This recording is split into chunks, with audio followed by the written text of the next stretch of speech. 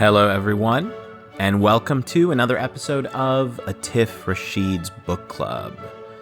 I'm Aatif Rashid, and today we are going to be discussing A Buyer's Market by Anthony Powell from 1952, the second book in his series, A Dance to the Music of Time. You might remember a few weeks ago we discussed A Question of Upbringing, the first book in the series. So the pace we're setting here with the 12-volume series is that we'll essentially be discussing one book every 4 weeks or so. I said in the first podcast when we discussed A Question of Upbringing that this is the kind of pace I believe you want to set when you read this series. It's not a series you necessarily want to rush through, even though each individual book might be relatively short. That's because Powell is covering roughly 35 years or so in the life of his protagonist, Nick Jenkins, 35 to 40 years. And the effect of the novel series is the grand scope of it, the amount of an individual's life, and of course, the life of Britain, the transformations of Britain, the amount that he covers. And so because of this, I think it's important to take your time with A Dance to the Music of Time. So I think at this pace, we should roughly finish the 12-volume series in a year. And I think that's the perfect length of time for something as monumental as this novel series. Now, before we get started, I want to make a quick announcement. As I mentioned last week, in the fall, in September, on September 29th, my second novel, Grand Tour, will be coming out. It's a novel about a young man who travels across Europe in the summer of 2012, an art history student who's looking at paintings and trying to find the meaning of life as he considers his own future. In some ways, he's not too different from the protagonist of A Dance to the Music of Time, who, as we'll see in this novel, is also considering questions about his future. I was actually reading Dance to the Music of Time for the first time while I was writing that novel, and so I think there's something in Powell's style, the careful, measured way that he writes his prose, the classicism that I like to think I bring to my own work as well. So with that, let's dive into Anthony Powell's A Buyer's Market. Now, if you remember from our discussion of A Question of Upbringing, that first book was all about Nick's school friendships, childhood and school friendships with Peter Templar, and in particular, Charles Stringham. And as I mentioned, the structuring mechanism of that first book was really the dissolution of those two key early friendships. And they provided the emotional up and down of that novel's narrative structure. In this novel, the primary drive, the primary narrative structure, centers instead no longer on Nick's school friends, but on Nick's romantic life. Because now Nick has graduated from Oxford, he's working a job, and he is presumably somewhere in his 20s. And his friends are starting to get engaged and get married. Questions around love are coming up. Now, A Dance to the Music of Time, I think in general, is a pretty cynical look at England at this time and this particular social class. Nick himself is quite acerbic, ironic, and pretty judgmental of a lot of the people he meets. That's where a lot of the series' humor comes from, is Nick's judgments, the ironic, comedic way that Powell diminishes the characters. And we're going to see examples of that in this novel. But I think the irony and the kind of the savage irony comes through most prominently in the title, A Buyer's Market. This is a novel about Nick's first inklings of romantic interest in women. And by the end of it, he comes out pretty cynical about marriage and about women. And we're going to see the way in which the structure of the novel kind of climaxes with this type of cynicism. But also, as we're going to see, this question of money is intricately linked with this question of marriage. And thus, I think we have our title, A Buyer's Market. As one of the characters, Widmerpool, remarks at one point, he doesn't have enough money to seriously consider marriage. It's a pretty blunt assessment, but it speaks to, I think, the social world that these characters inhabit, the kind of upper class and upper middle class social world of England at this time, in which marriage cannot be a consideration based purely on love, in which money is a very important aspect of that choice for a lot of the women and for a lot of the men. Now, in this world, we are also introduced to a bohemian subculture. And in this bohemian subculture, the characters are pretty sexually open. At the same time, that in and of itself is not glamorized either. These sexual liaisons, as we'll discuss, are also not looked at in a romantic or positive light. They are also viewed with the same cynical, judgmental eye that Nick brings to so many things that he observes and experiences and witnesses in these novels. And so by the end of this, right, the image of love that we're left with is not a very positive image of love, is a very cynical image of love. But what's important here is that Nick experiences pretty profound transformation in this novel when it comes to these questions of love. What's interesting, though, about the structure of this novel is, and we see this more clearly here, I alluded to this in our discussion of the first book, this is really the first of the novels in which we really see that Widmerpool, character who we met in the first book, that Widmerpool is really a parallel protagonist to Nick, and that his experiences really mirror Nick's experiences as well. And we're going to look at different moments of how that's the case, but I think it's most obvious in the two women who Nick is interested in over the course of this novel.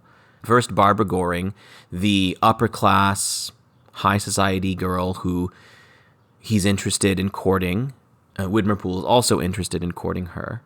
And then, in the second half of the novel, Gypsy Jones, the bohemian, middle-class, political radical who Nick obviously sleeps with in the climactic chapter of the novel, and of course, who Widmerpool also sleeps with and also has a relationship with.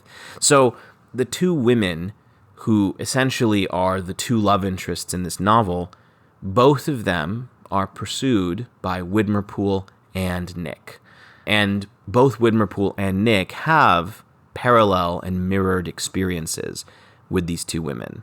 We're going to start to see more of this mirroring as the novels go on. Widmerpool really becomes this comedic mirror to Nick's own experiences, and Nick pretty clearly seems to recognize that. But I want to start, instead of starting with Widmerpool, there is actually another character who Powell very intelligently uses to structure a buyer's market, and that is the character of Mr. Deacon. Now, this is really interesting because, on the one hand, Mr. Deacon has nothing to do with love. You know, Mr. Deacon is an artist. He is an older man who was acquainted with Nick's parents.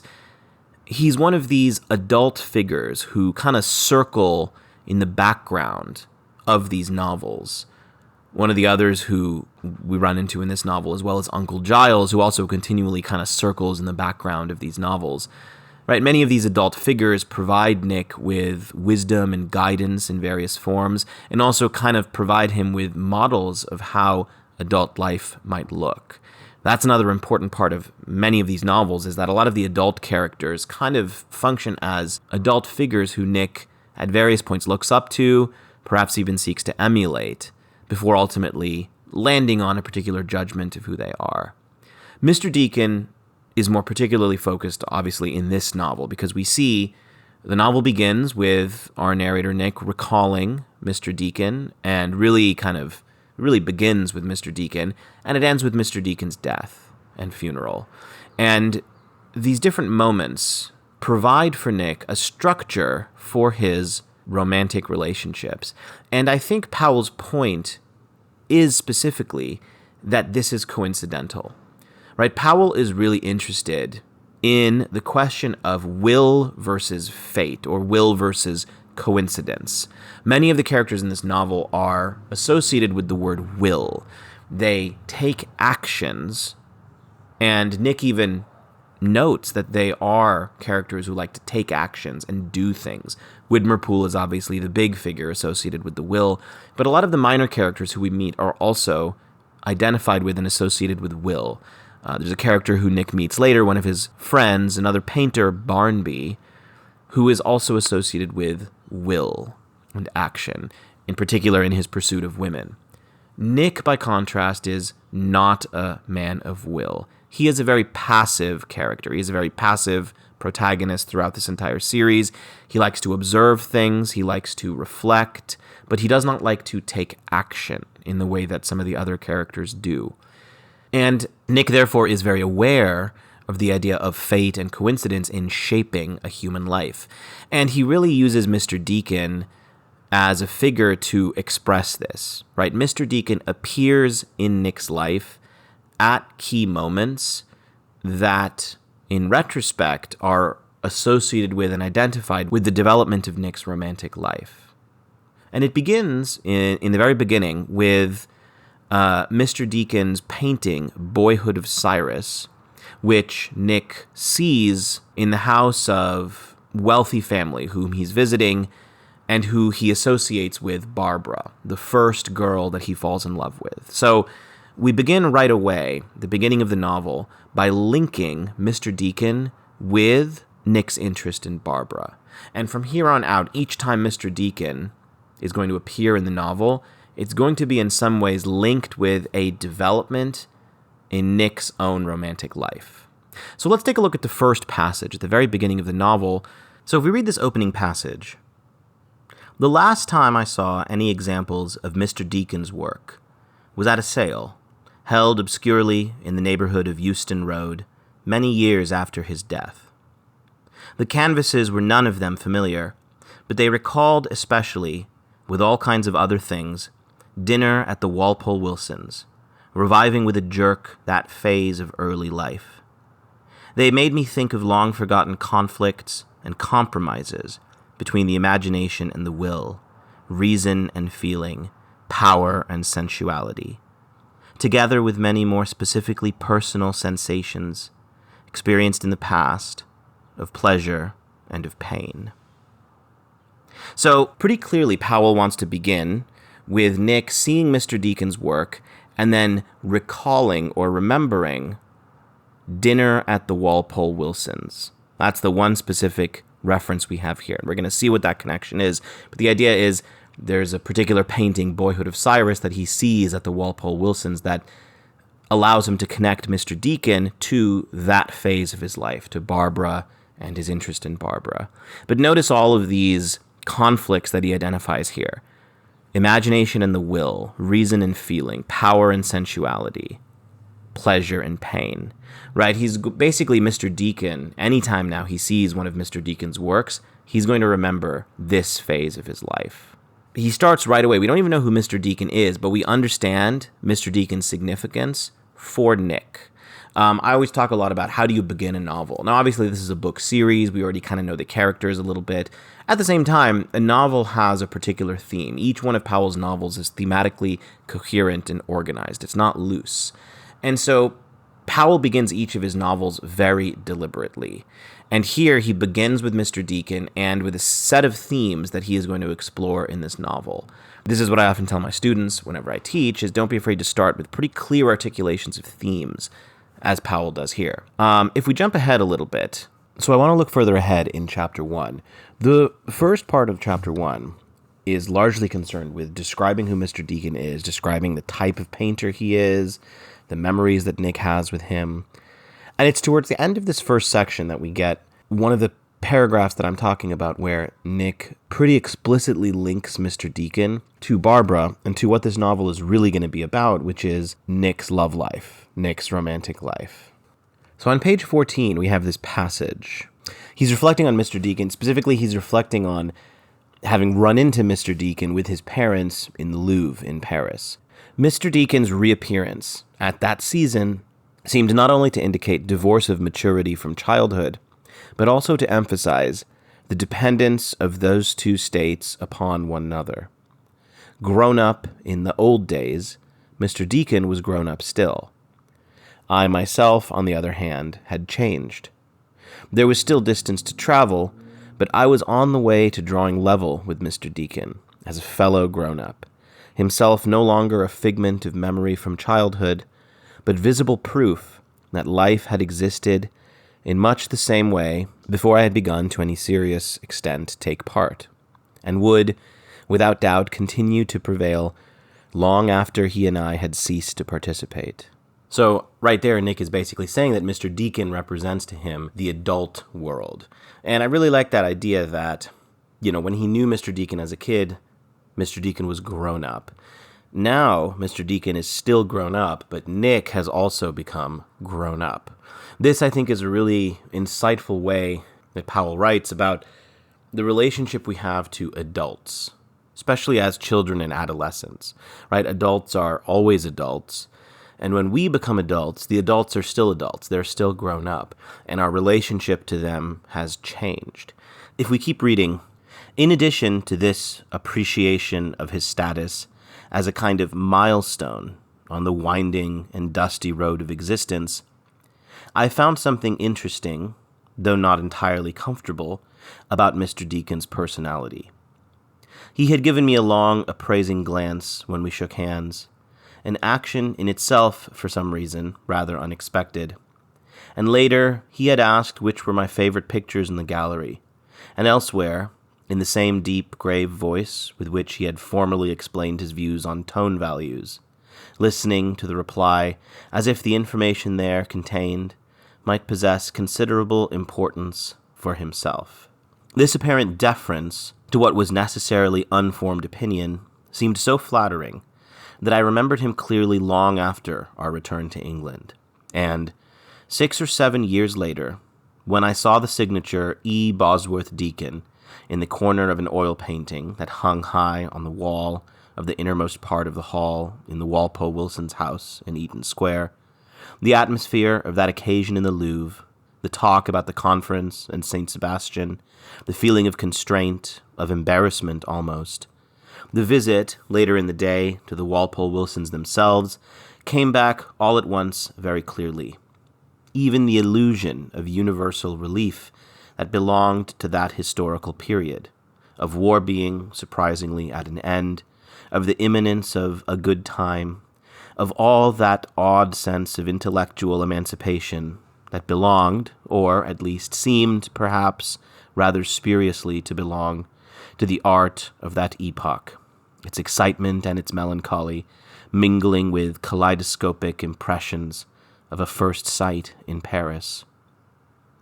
Now, I love that sentence. It's a very long sentence, and, it's one of Powell's classic long sentences. We talked last time about how this is Powell's style, these long, lyrical, fluid sentences that very intelligently use subordinate clauses and modifiers to create a sophisticated rhythm, create a sophisticated series of connections between the pieces of information. Here, what is Nick talking about? What is he saying? He is saying that, first of all, he was flattered by Mr. Deacon's interest in his opinions on art. And remember, it's not accidental. Nick, what job does Nick eventually work in this novel? He becomes a publisher. He works at a publishing house for art books. So Nick is, in some ways, connected to the world of art and the world of painting. And obviously, from the very beginning of Dance to the Music of Time, Nick compares the sight he sees to a painting, right? To the painting A Dance to the Music of Time by Nicolas Poussin. And so art has been, and painting has been, really important for Nicholas. Nick thinks about art all the time. Throughout this novel and many others, we see Nick continuously comparing the people he meets to paintings. He does this over and over and over again. The scenes that he witnesses and experiences to paintings. Nick is classical in his way of looking at the world and his appreciation of art. And so it makes sense that a figure like Mr. Deacon, who kind of sits on the boundary between the classical and bohemian worlds, becomes this figure in Nick's life who he looks up to and who he uses to mark, as he says, the milestones on the winding and dusty road of existence. I mean, he pretty clearly says that Mr. Deacon is a milestone for him. And so we're going to see the ways in which Deacon continues to reappear as a milestone. More importantly, in this long sentence, he connects Mr. Deacon to the atmosphere right after World War I. This is important more broadly because this novel series, A Dance to the Music of Time, will eventually take us to World War II. And Nick frequently refers back to World War I and the end of World War I as a very important moment in his childhood and growing up, right? He was too young to fight in the war, but obviously he was conscious of it having happened and conscious of the effects of the war. I think what Powell is doing here is he is linking Mr. Deacon to historical moments. As I've said before, one of the general kind of thematic points of this novel series is the development and change and disillusion and destruction of a particular social world in England, this early 20th century social world. And so Nick is sort of setting up here that social world a little bit, right? What are the phrases he uses? The illusion of universal relief that belonged to that historical period. The imminence of a good time. This is sort of also, Nick's own childhood, right? He is about to become a young adult, right? He is about to enter a phase of his life that is going to be a good time. But for Nick, and I think for his entire generation of British people, they lived and grew up and sort of reached that level of maturity between the wars, right? Between World War I and World War II. And so for them, this good time is always a good time in quotes, is always an illusion. The illusion of universal relief is the phrase he uses. And look at the line here. All that odd sense of intellectual emancipation that belonged, or at least seemed perhaps rather spuriously to belong, to the art of the epoch. Look at how many qualifiers he adds to that phrase. He describes it as a sense of intellectual emancipation, but first he says it is an odd sense. Then he says it at least seemed perhaps rather spuriously to belong. Nick is really emphasizing that what they thought of as intellectual emancipation was not real intellectual emancipation. This passage, I think, it's not really going to pay off in this novel. This passage, I think, is an example of one theme that he's setting up for future novels. He's not really going to talk about World War II, obviously, in this novel, since we're not going to get there. He's not really going to talk even that much about World War I. I think he puts it in here, though, just to emphasize, just to mark that Mr. Deacon represents different stages in his own life, obviously, but his own life is a reflection of the 20th century. And so Mr. Deacon also represents this point, this period in the 20th century, when people believed, because the war was over, that things were going to be good again. And Nick, obviously, as a man who is going to live through and experience and participate in World War II, knows that's not the case. And obviously for readers of this novel, this was published in 1952, so they knew that World War II was coming. They knew what Nick was talking about here, that this good time was a false good time, and that this was, in fact, an illusion. If we continue reading, so from here, in the same passage, he's going to now talk specifically about one of Mr. Deacon's paintings, and we're going to see him now link this to Barbara and to his own love life. All these thoughts briefly and speedily suggested themselves when, taking off my overcoat on my first visit to the house in Eaton Square, after I had come to live in London, I observed Mr. Deacon's picture.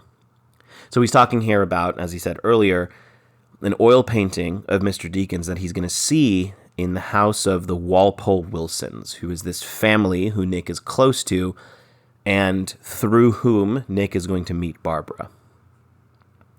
The canvas, comparatively small for a Deacon, evidently not much considered by its owners, had been placed beyond the staircase above a Victorian barometer in a polished mahogany case. The subject was in a similar vein to those other scenes lying in the sale room. The sale room was what he was describing earlier in the chapter, right, when Mr. Deacon's paintings were being sold off. The gold tablet at the foot of the frame, baldly stating, without mentioning the artist's name, Boyhood of Cyrus. This was, in fact, the first Deacon I had ever set eyes upon. So as I've said before in this podcast, we're not going to try and go too much beyond the text. I could talk about who Cyrus is and why do we think it's important that Cyrus was chosen as this painting. Again, I think part of it is just accidental. Like there might be these mythological correspondences if we really look at who Cyrus was and what happened in his boyhood and his life. I want to try and stick with what the text presents us. And so I think the operative word here is the word boyhood. Right? This is a painting that marks an important milestone, and that's the word that Nick uses, milestone in his boyhood and in his adult life, in the development of him from a boy to a man in some ways, because as we're going to see, Mr. Deacon, Mr. Deacon's paintings, they mark important milestones in terms of Nick's feelings for Barbara, and then later, as we're going to see, his feelings for Gypsy Jones, who is going to be the first woman he has sex with, the woman he loses his virginity to. And so we're setting up what is a really important milestone, what is a really important association, the painting Boyhood of Cyrus with Nick's own development from boyhood to manhood. One of the things I said last time when we discussed a question of upbringing was that Powell is really good at structure, and one of the things he does so intelligently with structure is that he chooses scenes from Nick's life that in retrospect have a clear meaning to them, but that while we read, we might not understand the meaning of. And we sort of have to just trust that Powell knows what he's doing, that he's presenting us with these scenes for a reason. So when we first begin reading this, we might wonder, why is he spending so much time talking about Mr. Deacon? And what does Mr. Deacon have to do with his love life?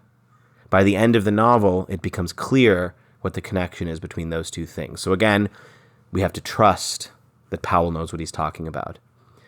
One more paragraph, a few more lines from this passage, if we keep reading. The importance that Boyhood of Cyrus eventually assumed had, however, nothing to do with the painter or the merits, such as they were, of the picture itself. Its significance being attained simply and solely as symbol of the probable physical proximity of Barbara Goring, Lady Walpole Wilson's niece. This association of ideas was, indeed, so powerful that, even years after I had ceased to be a guest at the Walpole Wilson table, I could not hear the name Cyrus mentioned. Fortunately, in the circumstances, a fairly rare occurrence in everyday life, without being reminded of the pains of early love.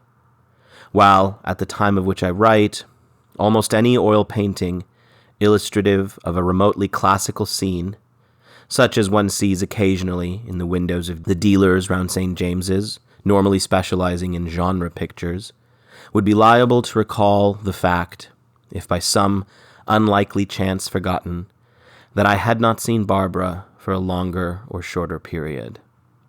So he's quite directly saying that Boyhood of Cyrus itself is not important. The painter, the subject matter, the merits of the painting. It's simply, he says, a symbol. Simply and solely as symbol of the physical proximity of Barbara Goring. So he very clearly wants us to understand that there is nothing in the painting itself. It is simply the painting as a symbol. The painting as a coincidental association that he has made with Barbara. And again, I think the emphasis there is on the coincidental aspect, right? That there is not necessarily something deeper here, aside from the very idea of coincidence and fate, which is what so much of this novel is about. The accidental ways in which fate can have this effect on people. Fate as opposed to will. Because some of the other characters, and Barbara in particular as well, are associated with a certain willfulness, as we said, that Nick himself does not have. Right? Because later, of course, Nick is going to accidentally run into Mr. Deacon on the streets alongside Gypsy Jones. And this meeting is, of course, an accident. It's total coincidence. And yet, because of that meeting, Nick happens to meet Gypsy Jones, and Gypsy Jones is, of course, going to be the woman with whom he loses his virginity, the first woman he has sex with, his first sexual experience. And so we see the role of coincidence, the role of accident, the role of fate in Nick's life, as opposed to, as we said, will. Let's talk about Barbara a little bit, because even though she is basically the love interest of the first half of the novel, and she sort of falls away in the second half of the novel. She's not his first crush, because we've seen in book one how Nick was interested in Jean Templar, as well as Suzette from his time in Paris.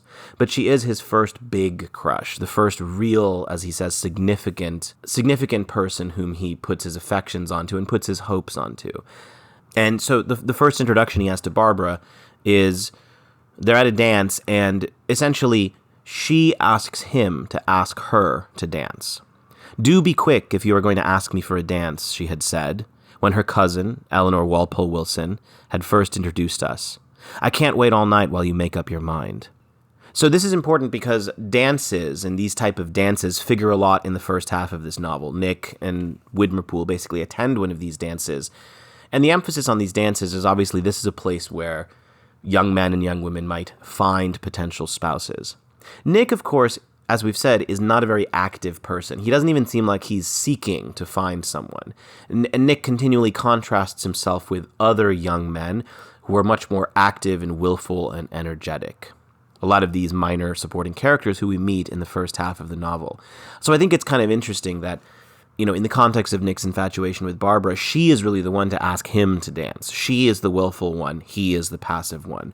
It flips the traditional gender expectations on their head, but also perhaps suggests why he was never going to succeed with Barbara, because he was not the kind of man she was looking for. He's not willful. He's not assertive. He's not the kind of man who can win over a girl like her.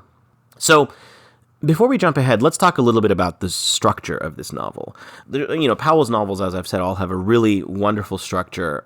Just like the first novel, Powell chooses a handful of scenes, a small number of scenes, usually 4 scenes that together illustrate some key thematic aspect of Nick's life. What I like about this book, A Buyer's Market, is the first 2 chapters, the first half of this novel, really more than half, over half of this novel, is composed of entirely one single night. Essentially, you could think of the first 2 chapters as one long scene that basically takes up almost 150 pages, the first half of this novel. This is a really entertaining segment of the novel, and I think it's Powell showcasing the things he's really good at, the things that these novels will really feature and become known for. These extended party scenes in which Nick meets lots and lots and lots of people. Some new people, some from past eras of his life recurring and returning. And these first 2 chapters, we basically get, he has dinner at the Walpole Wilsons, and then they all go together to the dance at the Hunter Combs party. And that's when the incident with Barbara and Widmerpool happens, which kind of changes Nick's attitude towards Barbara.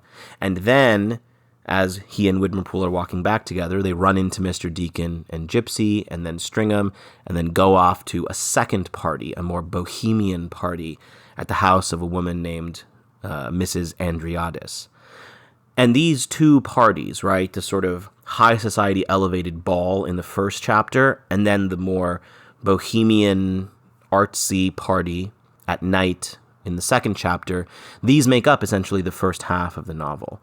And they're 2 really important kind of parties that juxtapose against one another and introduce to us a whole slew of characters some of whom are recurring characters from the previous novel, including Sillery, Nick's professor, Nick's Don from Oxford, but also new characters who Nick meets who are going to have various levels of importance. Let's look at a few other passages in the first chapter, though, before we jump to sort of the second big party. Let's look at a few more key passages in the first chapter. There's a little section, a little beyond what I just read, where Nick, again, reflects on the idea of time and the significance of time. So this is page 23, where, and again, this is the other aspect of Powell's novels that I really like, is that we see Nick as an older or middle-aged man reflecting on these periods of his youth. And this retrospection allows him to have these moments of interiority. This is something I often say to my students, especially if you have a first-person narrator, try and identify at what point is your first-person narrator narrating from. Are they pretty close to the events as they're happening? Is it in the present tense? Are they literally experiencing the events as they're happening? Or is this at a distance? And if it's at a distance, take advantage of that distance by providing us with these moments of self-reflection, because they can be quite powerful. So if we look at page 23, we have an example of one of these moments of self-reflection. Remember, these don't happen all the time. These happen every now and then, kind of sparingly, either at the beginning or the ends of these books. And when they do, as readers, we kind of latch onto them because they are Nick providing us with interpretations of the events that either we have just read or that we are about to read. So page 23, this affair with Barbara, although taking up less than a year, seemed already to have occupied a substantial proportion of my life, because nothing establishes the timelessness of time like those episodes of early experience, seen on re-examination at a later period, to have been crowded together with such unbelievable closeness in the course of a few years, yet equally giving the illusion of being so infinitely extended during the months when actually taking place. My frame of mind, perhaps I should say the state of my heart, remained unchanged, and dances seemed pointless unless Barbara was present. During that summer, Boyhood of Cyrus developed its mystic significance, representing on my arrival in front of it a 2-to-1 chance of seeing Barbara at dinner. If we both ate at the Walpole Wilsons, she was at least under my eye. She herself was always quite unaware of the sentimental meaning thus attached to Mr. Deacon's picture. When first asked about it, she could not for a long time make out what picture I spoke of, and once, when we were both in the hall at the same time, and I drew her attention to where it hung, she assured me that she had never before noticed its existence. That first section where he talks about time and the experience of time, I think that's really interesting because he says, at a later period on re-examination, these early experiences, they seem to be crowded together with such unbelievable closeness in the course of a few years, yet they also equally have the illusion of being infinitely extended during the months they actually took place. But as he emphasizes, all of this stuff took up less than a year. And I think that's a really interesting way of reading the novels as a whole, because these novels take up years, right? These novels are set essentially from the early 1900s through the 1960s. But many of the novels themselves feature chapters that only cover a single night. In fact, the chapter that we are about to read, the chapter that we are in the process of reading, we have 2 chapters, half of this book, that covers a single night. That's how Powell wants us to experience time. He wants us to recognize that the experience of time is not linear or regular. That sometimes, as he says, there are moments that feel expanded because so much happens in a single moment. So much, as Powell says in this sentence, seems crowded together with such unbelievable closeness. That's what we're about to experience. We're about to experience 2 parties that happen on the same night in which so much is crowded with unbelievable closeness. Not only does Nick experience the sort of end of his love for Barbara, but on the same night meets Gypsy Jones, who is going to be the next important woman in his life. And so we see those 2 events happening in unbelievable closeness. So I really like this passage because in microcosm it describes what the experience of reading these novels is like and the way Powell so intelligently plays with time, right? He will give us a specific scene in micro detail that takes place over the course of one night. And that scene might take up 2 chapters, half the entire novel with a single scene. And then he will jump ahead months. And that's kind of the way he plays with time reflects, of course, the way we remember time. And it reflects what he says in this passage about how the experience of time, when you re-examine it, seems strange and not necessarily regular or linear. He also emphasizes in this section how Barbara herself does not seem to understand, as he says, the mystic significance of Boyhood of Cyrus. I think that's important because he tries to basically connect with Barbara over this painting. She does not see the significance. And not only that, she doesn't even realize that it was there. She'd never noticed its existence. So we have in this paragraph an immediate disconnection between him and Barbara. I think that's important because, as we're going to see, he and Barbara are not really meant for each other, and he will eventually lose this infatuation for Barbara. Powell is already setting that up for us. I think most readers will already pick up on at the beginning of this that Nick and Barbara are not suited for each other, that she is not the right person for his temperament, and that this is not going to be an optimistic love story. I think we can sort of pick up on that tonally from the way he describes Barbara and the way and the interactions between them that he chooses. One more little section I want to talk about in this first chapter. So the other key character that I talked about is, of course, Widmerpool, our second protagonist. So let's look at the moment where Widmerpool reappears. This is on page 28. Widmerpool's advent in Eaton Square that night did not strike me at the time as anything more than a matter of chance. He had cropped up in my life before, and if I considered him at all as a recurrent factor, I should have been prepared to admit that he might crop up again.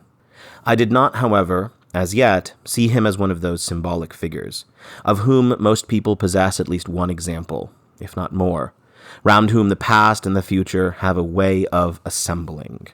I really like that line. The past and the future have a way of assembling around Widmerpool. Widmerpool will become this exact figure. The entire past and the entire future, essentially Powell's entire novel series, will assemble around Widmerpool. I mean, he is the second most important character in the series. He will appear in every one of these novels in some capacity. Jumping ahead in this same paragraph, I want to look specifically, again, Nick will always return to Boyhood of Cyrus whenever he wants to make one of these important symbolic thematic points about coincidence and time and experience and events. Just as the first sight of Boyhood of Cyrus, by its association with Mr. Deacon and life before the war, had brought back memories of childhood, the sight of Widmerpool called up in a similar manner, almost like some parallel scene from Mr. Deacon's brush, entitled Boyhood of Widmerpool, all kind of recollection of days at school. I just love that sentence because he pretty clearly links Boyhood of Cyrus with their own boyhoods, with their own childhoods. Exactly what we said earlier, right? Why is Boyhood of Cyrus an important title for this painting? It's because of the emphasis on the word boyhood. And now he starts to reflect on Widmerpool's boyhood and his own boyhood. He knew Widmerpool at school. This is going to be this constant refrain that Nick uses whenever people ask him, well, how do you know Widmerpool? He will say, oh, we were at school together. We were at school together. And as the years go by, this becomes more and more important. Widmerpool is one of the few people who Nick has known from school who he still keeps in contact with. Widmerpool becomes essentially one of Nick's oldest friends, even though, as we see, Nick doesn't particularly always like Widmerpool. The emphasis, though, on Widmerpool when he is reintroduced, of course, is the idea of will. So let's just read a little bit more in this same paragraph. I remembered the interest once aroused in me by Widmerpool's determination to become a success in life, and the brilliance with which Stringham used to mimic his movements and manner of speech. Indeed, Widmerpool's presence in the flesh seemed even now less real than Stringham's former imitations of him. A thought that had often struck me before, now renewed unexpectedly in the Walpole Wilson's drawing room. Widmerpool still represented to my mind a kind of embodiment of thankless labor and unsatisfied ambition. When we had met at La Grenadière, he had talked of his activities in London, but somehow I had never been able to picture his life as an adult. Idly fancying him, if thought of at all, forever floundering towards the tape in races never won. So, what is the thing that's emphasized about Widmerpool is his ambition. His ambition, his determination to become a success in life. The phrase he uses here is thankless labor and unsatisfied ambition. Now, what's really interesting is Widmerpool will succeed in this novel, even though Nick makes fun of him and sort of sees him as a representation of unsatisfied ambition. By the end of this novel, Widmerpool has essentially ingratiated himself into the company of a business magnate named Magnus Donners, who is kind of this, again, symbol of the industrial life of England in the 20th century.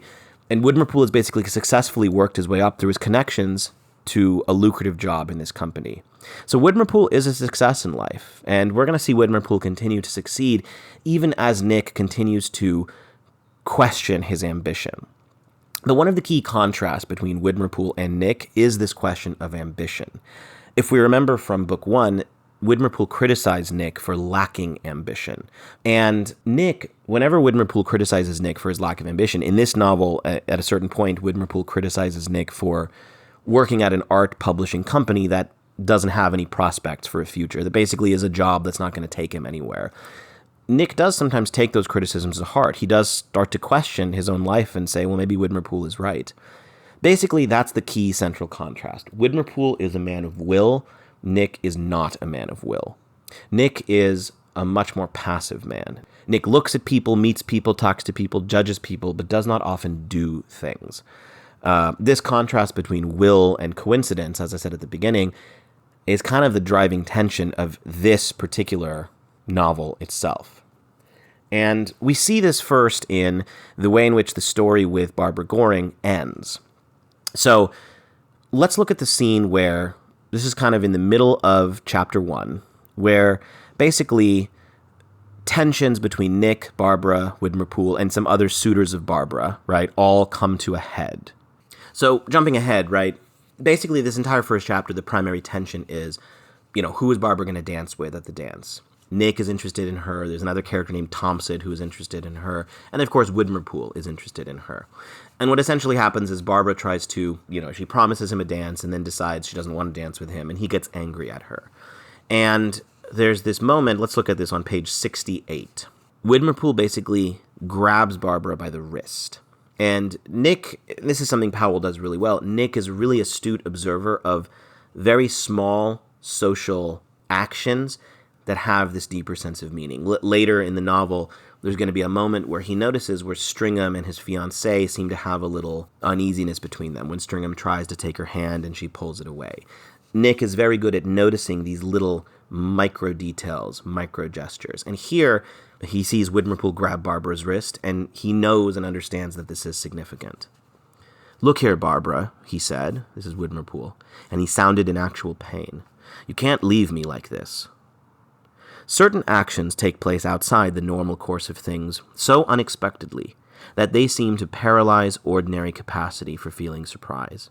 And I watched Widmerpool seize hold of Barbara in this way, by force, without, at the precisely operative moment, experiencing that amazement with which his conduct on this occasion afterwards, on reconsideration, finally struck me. To begin with, his act was a vigorous and instantaneous assertion of the will, quite out of keeping with the picture then existing in my mind of his character. For although, as I have said before, I no longer thought of him exactly as that uneasy, irrelevant figure he had seemed when we were both schoolboys, his behavior in France, even when latent power of one kind or another had been unquestionably perceptible in him, had equally suggested a far more plodding manner of getting what he wanted. Nick is really good at drawing out the significance of a moment. He recognizes that Widmerpool grabbing Barbara's wrist is a significant moment. He even says certain actions take place outside the normal course of things so unexpectedly. He's surprised partly because Nick would never do this. Nick would never grab Barbara's wrist. Nick has already essentially been rejected by Barbara, and he kind of knows it. He kind of knows that he is not going to be able to win her over against all these other suitors. By this point, Nick has already kind of given up. Nick is not a man of the will. Widmerpool is a man of will. He will not give up, and he grabs Barbara's wrist, and it's shocking to a man like Nick. Nick is stunned by this action. He's stunned not just because it's unexpected in Widmerpool, which he emphasizes, but also because it was a vigorous and instantaneous assertion of the will. The word will is really important. He's going to come back to this word over and over again in this book, kind of to contrast other characters with himself. And when we look at the final sex scene in this novel, his final sex scene with Gypsy Jones, Nick is, even in the moment of lovemaking, not a man of will, but a very passive participant in the act of love. Widmerpool, by contrast, is not. Now, what happens as a result of this, we're not going to read the scene that comes next, though it is quite entertaining. Barbara basically pours sugar on Widmerpool as a kind of joke. She says, "Oh, we need to sweeten you up." She tries to pour some sugar on him. The top of the sugar decanter falls off, and Widmerpool ends up covered in sugar. Powell is really good in all of these chapters at little moments like that. Each of his chapters have a nice tension, and they all build to a certain comedic climactic point. Right, this chapter ends with Widmerpool getting sugar poured all over him. The second chapter ends with Mr. Deacon storming angrily out of the party and accidentally dropping his flyers, his anti-war posters all over the ground. The third chapter ends with Widmerpool accidentally crashing his car into the castle where they're staying, into Magnus Donner's castle. And the fourth chapter, of course, ends with the sex scene. Right, each of Powell's chapters is perfectly structured, even on a micro level, right? The whole novel has this wonderful structure, but each chapter also, each scene has this wonderful structure. The one thing I do want to look at is after the sugar incident, after Barbara pours sugar all over Widmerpool, what's important there is that's what leads Nick to reject Barbara. And that's what's really interesting. Nick does not reject Barbara because of any action that he takes or any interaction that happens between them. Instead, and this is where this mirror protagonist idea really comes in, it is really Widmerpool's actions that lead Nick to an emotional transformation. I think that's what's really interesting. That's how passive Nick is as a character. He experiences his emotional transformation. He basically falls out of love with Barbara, and he realizes that he doesn't want to be with her, but it's because of this incident between Barbara and Widmerpool. Let's look at this passage. This is on page 73, so a few pages later. For my own part, oddly enough, I was able to identify this sudden sensation of discomfort, comparable to being doused with icy water, as instantaneous realization, simultaneously and most emphatically conveyed in so objective a form that I had made an egregious mistake in falling in love with Barbara. So he talks about the instantaneous reaction he's talking about is the embarrassment that everyone around them feels when Barbara accidentally pours the sugar on Widmerpool's head. He's kind of noting the feeling that everyone around them seems to possess, this kind of acute sense of embarrassment. And he's saying he also felt that, but on a deeper level, he realized he had made an egregious mistake in falling in love with Barbara. Once again, notice the sentence structure just to point out, right? Powell is so good with these parentheticals, little phrases in between dashes to kind of slow down the rhythm of a sentence, build up the tension before the sentence releases. The sentence has this power because that I had made an egregious mistake in falling in love with Barbara comes at the end of the sentence after Powell builds up this tension around what is it that Nick has realized. Even on a micro sentence level, Powell is so good with building and releasing tension. If we keep reading, up to that moment, the situation between us had seemed to be on the way to resolving itself, on my side at least, rather sadly, perhaps not irretrievably, with excusably romantic melancholy. Now I felt quite certain that Barbara, if capable of an act of this sort, was not and had never been for me. Certainly I had had plenty of opportunity to draw similar conclusions from less dramatic occasions. It was, however, final. The note struck by that conclusion was a disagreeable one, totally unlike the comparatively acceptable sentiments of which it took the place. So what does he notice? He says he realizes fully now that he does not want to be with Barbara. He kind of knew already, as he says, that he wasn't going to be with her, but he was prepared to feel, as he says, excusably romantic melancholy. He was basically ready to be the sad young lover who cannot get the woman he wants. Now, though, he knows that she was not for him. That's the phrase he uses. I felt quite certain that Barbara, if capable of an act of this sort, was not and had never been for me. What do we think that means? Why do we think this act of accidentally pouring the sugar over Widmerpool's head makes Nick feel this way so much? Because obviously it was an accident, right? She was playing a little practical joke and the top of the sugar thing slipped and Widmerpool got covered.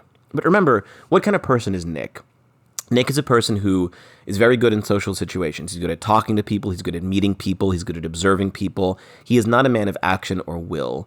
And, throughout the first several books, we see basically characters play these practical jokes, these pranks, right, on people around them. Nick never takes part in any of these pranks. In fact, he sort of judges them from a distance. And I think the emphasis here is that Barbara is too willful for Nick. Nick seems to realize that even though that's not the language he uses, Nick realizes that she is too willful for him. She is not the woman for him because he does not want a woman who would do something like this. The emphasis, though, on that scene, as I said earlier, the thing I want us to take away from this scene is the way in which Powell very intelligently uses this dramatic moment to cause an emotional transformation in Nick. We said earlier, right, these chapters showcase kind of Nick's emotional transformation. This is the first big moment when Nick realizes that he and Barbara are not in love. So the second big moment, of course, is when they meet Mr. Deacon and Gypsy Jones. I just want to look at one little section from the end of this chapter when that meeting takes place, where Nick has a really interesting metaphor. Powell uses a really interesting metaphor to talk about this idea of coincidence.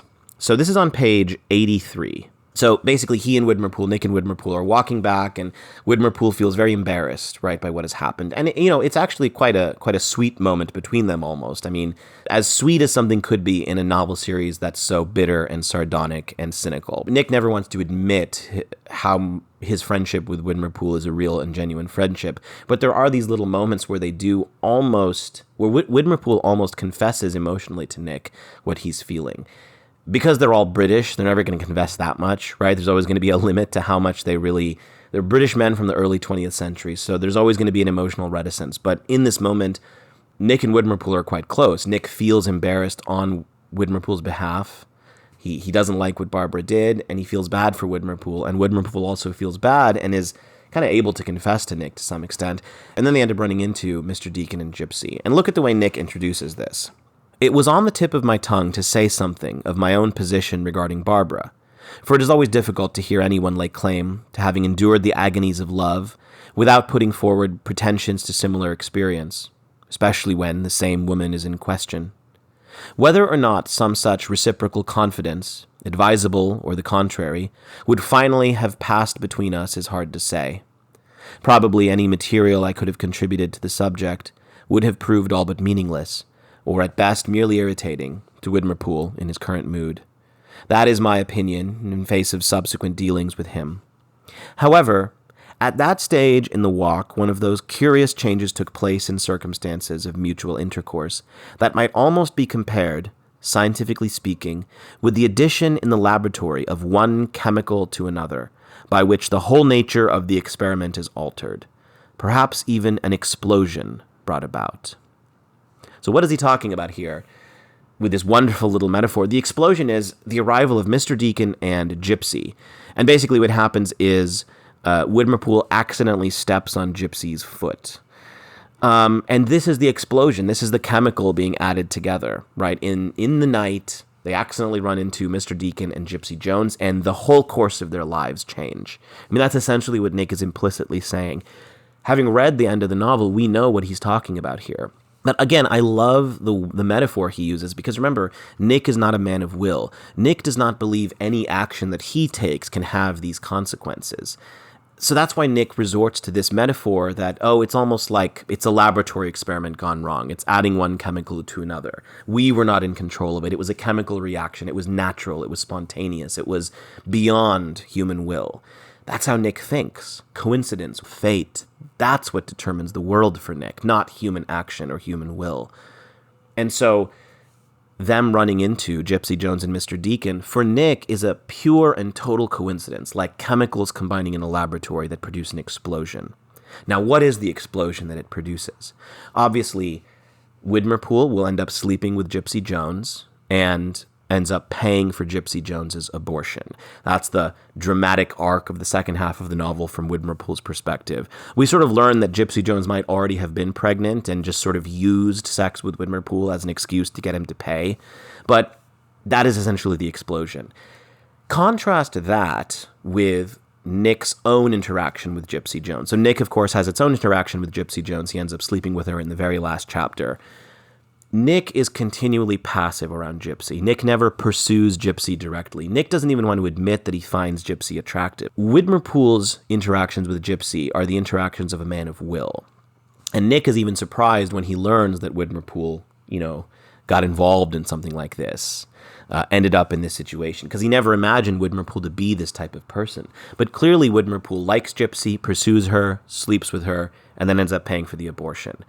Nick doesn't admit that he likes Gypsy, kind of tries to distance himself from it, and when he does finally end up having sex with her, it is the most pathetic and passive sex scene ever written in fiction, I think, and we're going to look at it because, I think it's beautiful the way it's written. It's pathetically beautiful in the way Nick writes it. But again, it's that contrast between Nick and Widmerpool, the man of will versus the man who believes in fate and circumstance. So I want to look briefly at the end of Chapter 2. I want to kind of jump ahead. Again, there's so much we could talk about in this novel, and Chapter 2 in particular is, I think, really, really interesting, the way Nick describes the sort of party, the bohemian party, the people he meets. all of these sorts of things. He has really important interactions, right, that set up things in future novels. There's a lot to talk about, but I want to focus simply on the end of chapter 2. So after this party, Nick is walking home and he's trying to reflect on the significance of everything that he just experienced, right? The last 2 chapters, over half of this novel has been taken up with the events of a single night. A lot of stuff has happened to Nick. And Nick has this really interesting reflection where he reflects on his own passivity. He reflects on what we've been talking about so far, his own lack of will, pretty directly. So this is on page 151. So after the second party, Nick is walking home in the middle of the night, attempting to sort out and classify the events of the night. As I walked home between the gray Mayfair houses, I found myself unable to enjoy in retrospect the pleasure reasonably to be expected from the sense of having broken fresh ground. Mrs. Andriadis's party had certainly been something new. Its strangeness and fascination had not escaped me. But there appeared now, so far as I could foresee, no prospect of setting foot again within those unaccustomed regions. Even temporary connection with them, tenuously supplied by Stringham in his latest avatar, seemingly uncompromisingly removed by the drift of circumstance. Apart from these reflections, I was also painfully aware that I had, so it appeared to me, prodigally wasted my time at the party. Instead, for example, of finding a girl to take the place of Barbara, she, at least, had been finally swept away by Mrs. Andriadis, I had squandered the hours of opportunity with Mr. Deacon or with Sillery. I thought suddenly of Sonny Fairbrother and the pleasure he had described himself as deriving from meeting interesting people in the course of his work at the Peace Conference. No such interesting contacts, so far as I myself had been concerned that evening, could possibly have been said to have taken place. For a moment, I regretted having refused Gypsy Jones's invitation to accompany her to the Merry Thought. From the point of view of either sentiment or snobbery, giving both terms their widest connotation, the night had been an empty one. I had, so it appeared, merely stayed up until the small hours, no doubt relatively incapacitating myself for serious work on the day following, with nothing better to show for it than the certainty, now absolute, that I was no longer in love with Barbara Goring. Though this emancipation would include, of course, relief also from such minor irritations as Tomsit and his fellows. I remembered now, all at once, Widmerpoole's apprehensions at what had seemed to him the unserious nature of my employment.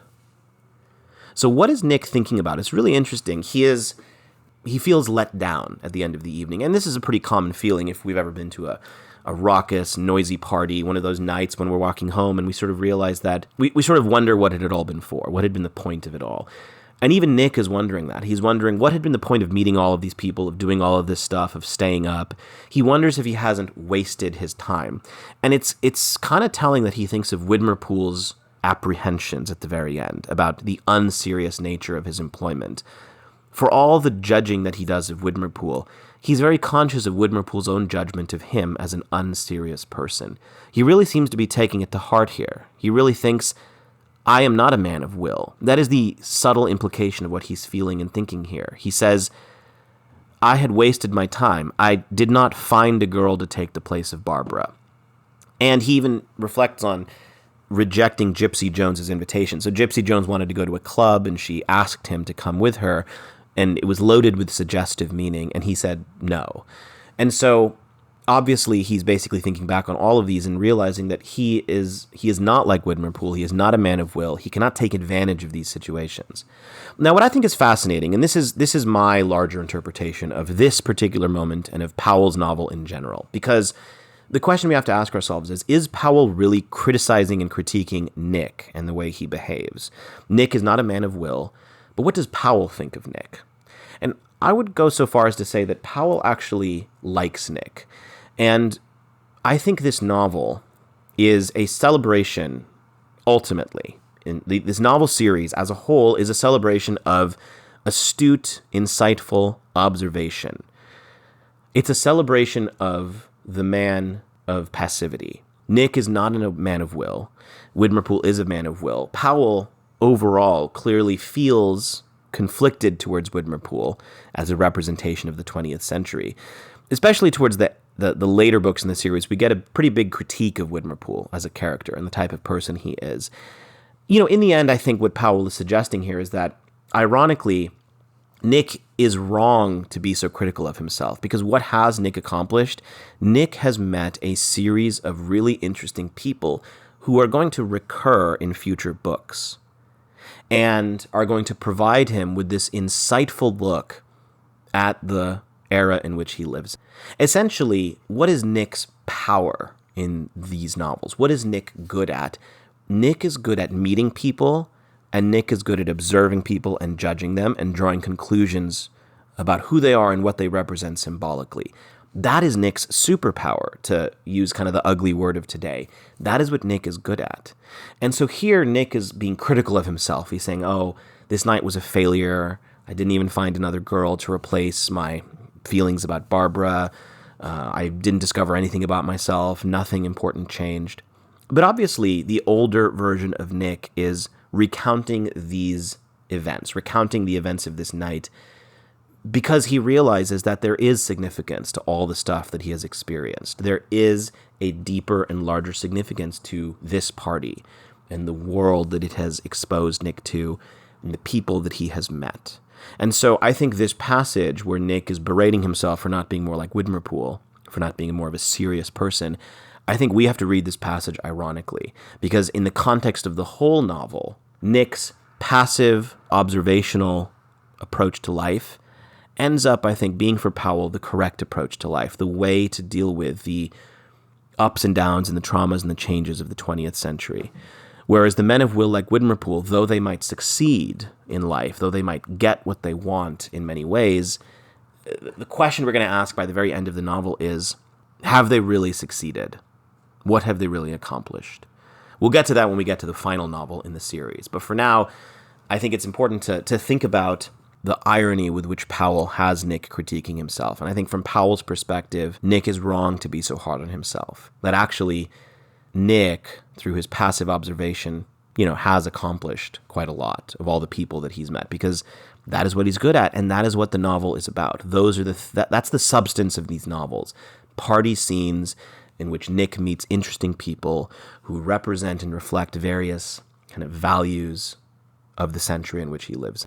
So jumping ahead now, I want to kind of look at, jumping to the end of the novel. There's a lot more to the novel, right? Chapter 3 is all about, a trip they take to Magnus Donners's castle, and, there's more to it, more with Widmerpool, more about this tension between the will, right, and passivity. But I want to look towards the end because, of course, what this all builds to, right? What this all builds to is the love scene with Gypsy Jones. That's the end of book 2, Nick losing his virginity to Gypsy. And the chapter here, chapter 4, begins with Mr. Deacon's death. So once again, Mr. Deacon provides this structuring mechanism for the novel. This entire novel is kind of structured and framed around Mr. Deacon. At the beginning of the novel, seeing Mr. Deacon's painting, Boyhood of Cyrus, Nick basically makes this connection between Mr. Deacon's painting, Boyhood of Cyrus, and Barbara, and life at the Walpole Wilsons, and his infatuation for Barbara. In the middle of the novel, meeting Mr. Deacon again randomly in the middle of the street with Gypsy provides the pivot, provides basically the shift in the middle of the novel from Barbara to Gypsy. And then we have Mr. Deacon's death, which marks the end of the novel, and which leads Nick basically to end up having sex with Gypsy. So Mr. Deacon provides the key moments at 3 points, beginning, middle, and end of the novel, that are fundamentally connected to Nick's evolving romantic life. And he even says it pretty literally here. If we look at page 230, where he's now reflecting on the fact that Mr. Deacon is dead, I certainly felt sad that I should not see Mr. Deacon again. The milestones provided by him had now come suddenly to an end. The road stretched forward still. Nick astutely recognizes that Mr. Deacon had been this symbolic figure in his life, and that with his death, those milestones have now ended.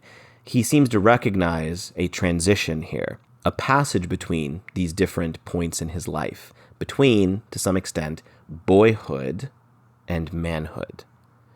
And the final moment of that passage is, of course, the love scene with Gypsy Jones.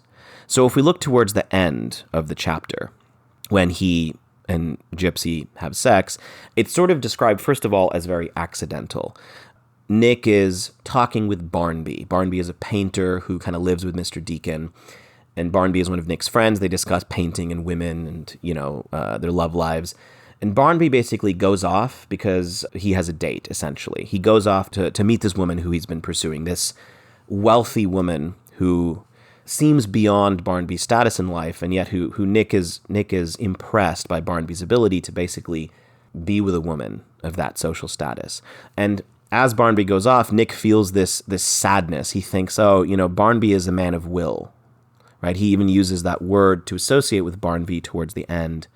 And so Nick basically ends up going to sleep. He wakes up, and as it turns out, Gypsy Jones has returned to the studio, and this is when they end up having sex. But look at the way that Nick phrases this moment. So let's start with page 253, where he kind of reflects on, again, circumstance and fate rather than will. Nothing in life can ever be entirely divorced from myriad other incidents. And it is remarkable, though no doubt logical, that action, built up from innumerable causes, each in itself elusive and unnoticed more often than not, is almost always provided with an apparently ideal moment for its final expression. So true is this, that what has gone before is often, to all intents and purposes, swallowed up by the aptness of the climax, opportunity appearing, at least on the surface, to be the sole cause of fulfillment. The circumstances that had brought me to Barnby's studio supplied a fair example of this complexity of experience. There was, however, more to come. So notice the way he phrases that. Again, he is not saying, I took action, I did something. He never makes himself the subject of the sentences here. He says, opportunity was the sole cause of fulfillment. That's a really interesting phrase. To Nick, fulfillment, which here he's referring to the sexual fulfillment that he's about to experience, is not the result of his will, in contrast to figures like Barnby, who is just left to go pursue a woman, or Widmerpool, right, who actively pursued Gypsy Jones. For Nick, opportunity is the cause of fulfillment, not himself. Nick does not see himself as an active participant in life. Instead, he is passive. Things happen to Nick. And so this final act of lovemaking that ends book 2, this act of lovemaking with Gypsy Jones, which should be, I mean, if you think about it, if you were to write a novel in which you were to say, like, yeah, the end of the novel ends with the main character losing his virginity for the first time, you could imagine that novel being this beautiful fulfillment of the self, right? This beautiful idea of a man discovering who he is, of a man discovering his own sense of self and action. So much significance can be put into the act, obviously, of losing one's virginity, of your first sexual experience. This novel does not provide that type of emotional resolution, that optimistic and positive emotional resolution. Instead, Nick is passive all the way to the end, all the way through his own sex scene. Let's look at the way the sex scene itself is written, which is, again, quite passive, in a way that is, I think, very deliberate from Powell's perspective.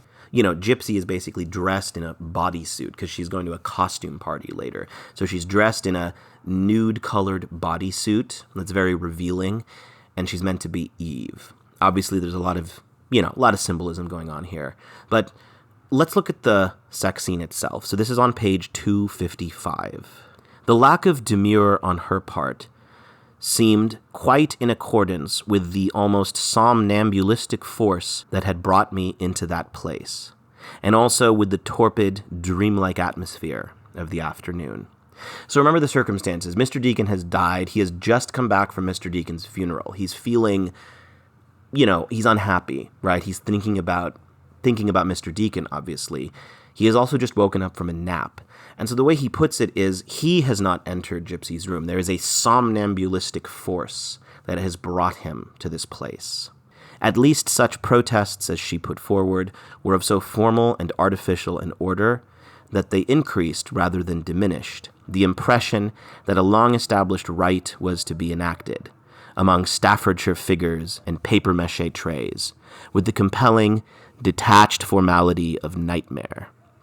So look at that line, right? She is protesting, but I think as he says here, the protests are formal and artificial. Gypsy has been established so far as a pretty sexually open, promiscuous character, and she's certainly leading him on at this point. She wants them to sleep together.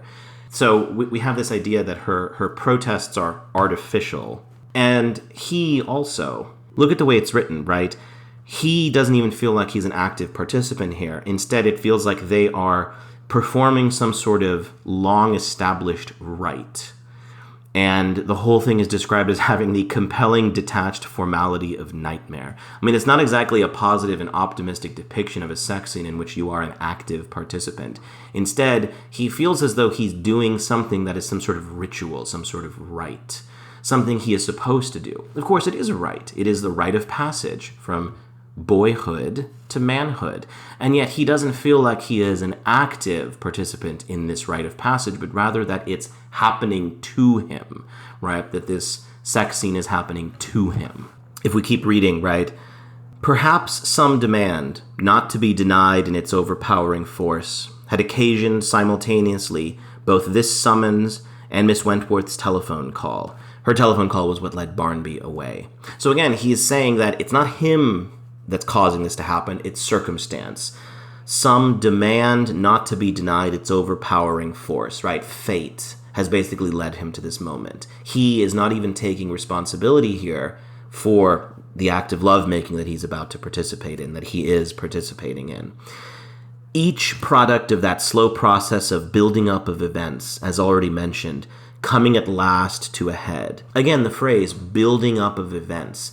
Nick does not believe he has a will. He believes events happen to him. If we keep reading, I was conscious of Gypsy changing her individuality, though at the same time retaining her familiar form.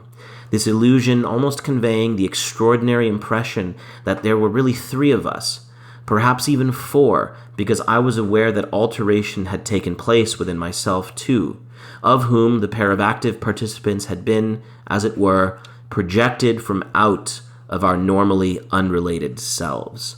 So he quite literally, when sex is happening, he quite literally detaches from himself.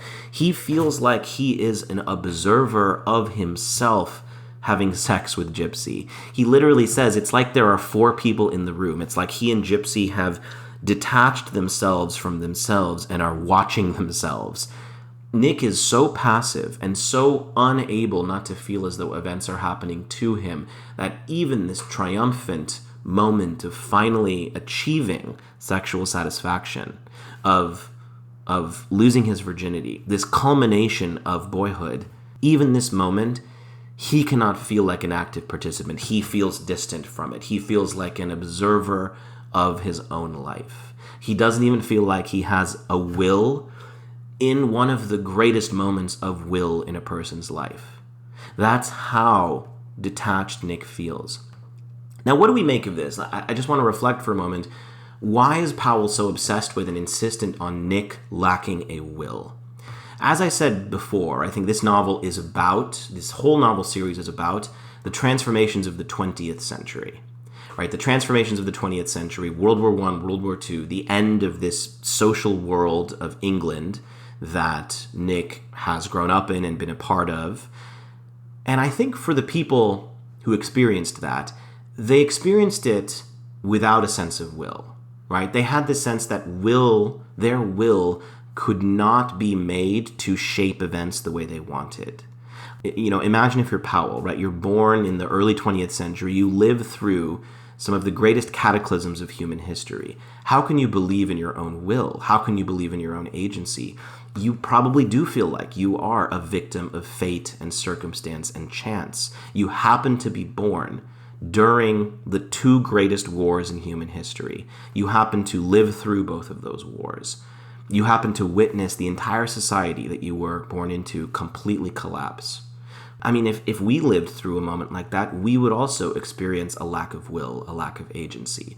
So I do think that Nick's lack of agency as a character is reflective of the larger social circumstances of the era and the larger thematic point Powell is making. Nick is an observer in his own life. Nick is a person who observes rather than acts, partly because of the circumstances of the 20th century. He has to be an observer.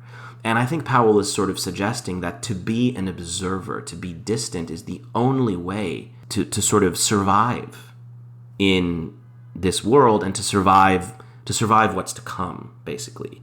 Even though at this point in Nick's life he has not experienced that level of hardship yet, he has not experienced those transformations, I think Powell is writing this obviously from after World War II, looking back on the era. I think that is important context for understanding the novel. A man who just experienced World War II, writing about his youth and writing about a character who lacks will and lacks agency and who feels as though his life is being determined by forces and circumstances and coincidences and fate beyond his control. I think it makes complete sense. And when you think about it in that context, Nick's lack of will and lack of agency, it actually is quite profound and quite sad in some ways. And it's quite insightful, right? It's quite insightful for Powell to recognize this lack of agency and then apply it even in circumstances where you might think a character should have a profound level of agency. A few other moments that I want to talk about. So after the sex scene, right, after he has the sex scene, there is this wonderful little moment where he pretty explicitly links Barbara and Gypsy together. So this is kind of at the end of the sex scene. He says, "This imperturbability was inclined to produce an impression that, so far from knowing each other a great deal better, we had progressed scarcely at all in that direction, even perhaps become more than ever, even irretrievably alienated." So he's talking about how he doesn't feel closer to Gypsy after this moment. He actually feels more distant from her because she has this imperturbability. He has the sense that she didn't enjoy herself very much. She was kind of going through certain motions to some extent, but also, right, that she's done this before. He has this sense that, he's obviously not her first. He knows that she slept with Widmer Poole, among other people, and it leaves him feeling this coldness. It leaves him feeling this distance from her. And then look at this next line. Barbara's recurrent injunction to avoid any question of getting sentimental, so it was something she said to him earlier, seemed here in the embodiment of Gypsy, now carried to lengths which might legitimately be looked upon as such a principle's logical conclusion. So he thinks back to this moment earlier in the novel when Barbara has said, let's not get sentimental, right? He had tried to kind of express what he felt and she kind of rejected him. And now here he feels that this is the logical conclusion of that phrase that Barbara said. Let's not get sentimental. And thus his first love experience, his first experience of sex, is unsentimental. This likeness to Barbara was more clearly indicated, however, than by a merely mental comparison of theory. Because while Gypsy lay upon the divan, her hands before her, looking perhaps rather self-consciously, a little like Goya's Maha nude, or possibly it would be nearer the mark to cite that picture's derivative, Manet's Olympia, which I had, as it happened, heard her mention on some former occasion. She glanced down with satisfaction at her own extremities. "How brown my leg is," she said. "Fancy sunburn lasting that long." Were Barbara and Gypsy really the same girl, I asked myself. There was something to be said for the theory, for I had been abruptly reminded of Barbara's remark, uttered under the trees of Belgrave Square earlier in the year, "How blue my hand is in the moonlight." Self-admiration apart, there could be no doubt now that they had a great deal in common.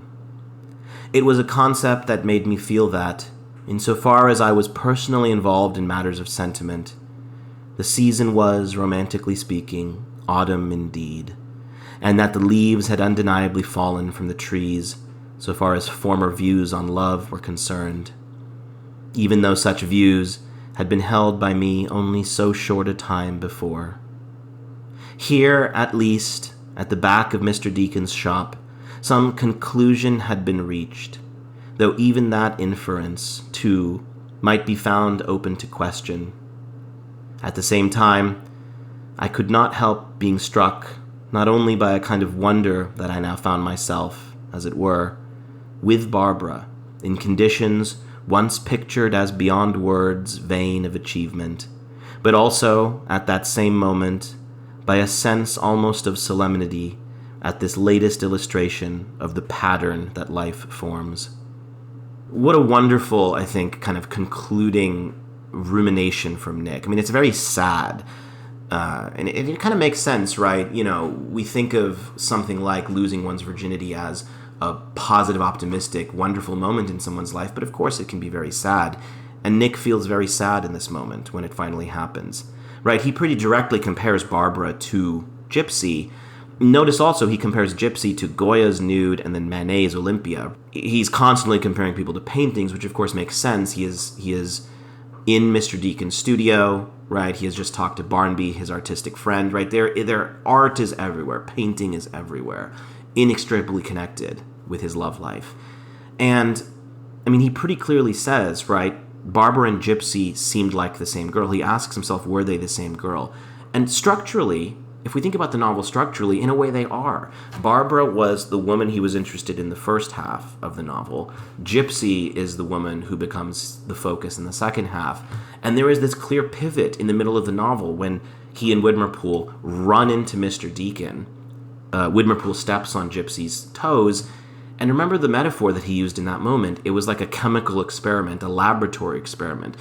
And that's essentially what it sort of almost feels like, right? It's like a laboratory experiment where Barbara becomes Gypsy. In the presence of Mr. Deacon, this structuring figure, this structuring mechanism, the laboratory experiment happens. Widmerpool steps on Gypsy's foot, and suddenly the object of their interest, because Widmerpool and Nick had the same love interest, Barbara is transformed into Gypsy. Upper class Barbara, right? Upper class Barbara, high society Barbara becomes middle-class revolutionary, right? Middle-class political activist Gypsy.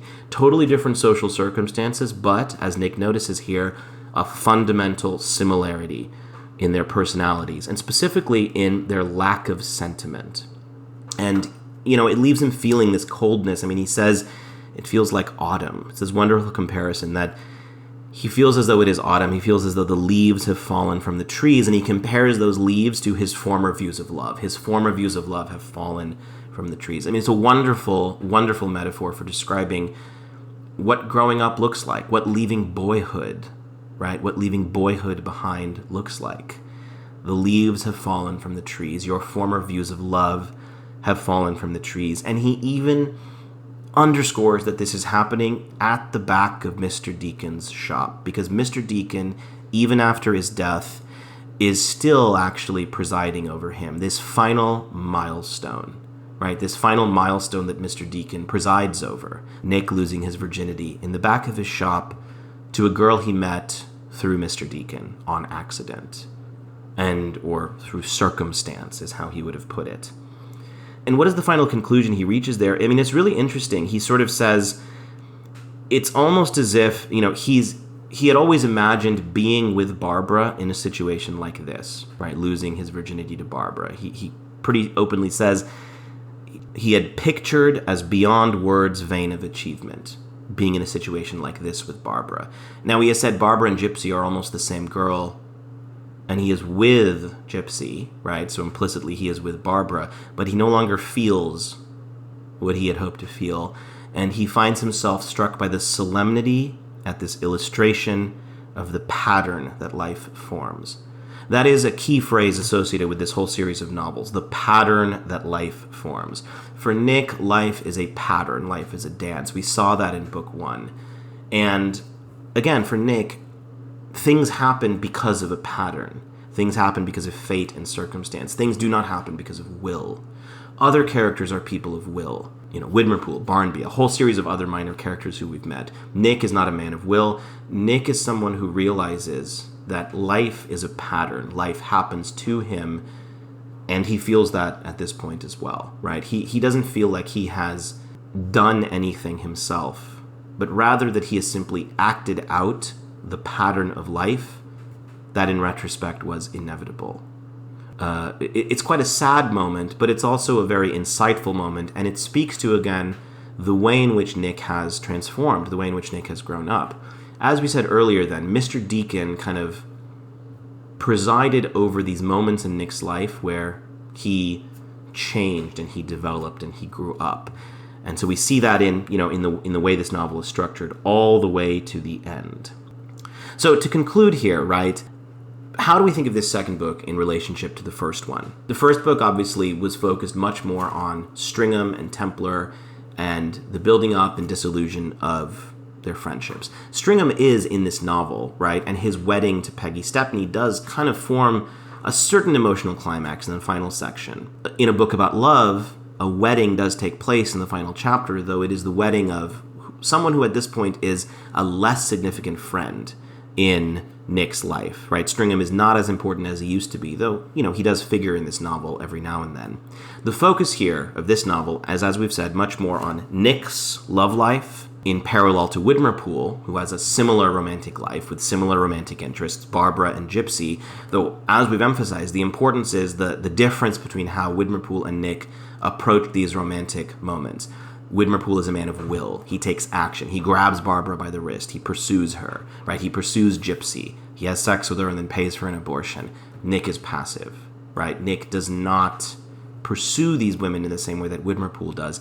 But of course, the other important figure is Mr. Deacon, this structuring mechanism for the novel who we've talked about. And I think if we think about it, when you read the first book, you think, yeah, Powell is a really good writer. He's really good at structuring things. He's really good at making characters symbolic. Maybe it's just a one-off. When you read the second novel, you realize, oh, we are in for something quite remarkable here, because now we know that every novel in this 12-volume series will be similar. It will have a similar structure, right? Beautifully, perfectly structured, a pattern and a design and a composition, right, that we can see in retrospect. And it will feature characters who are so clearly symbolic of these important values and milestones.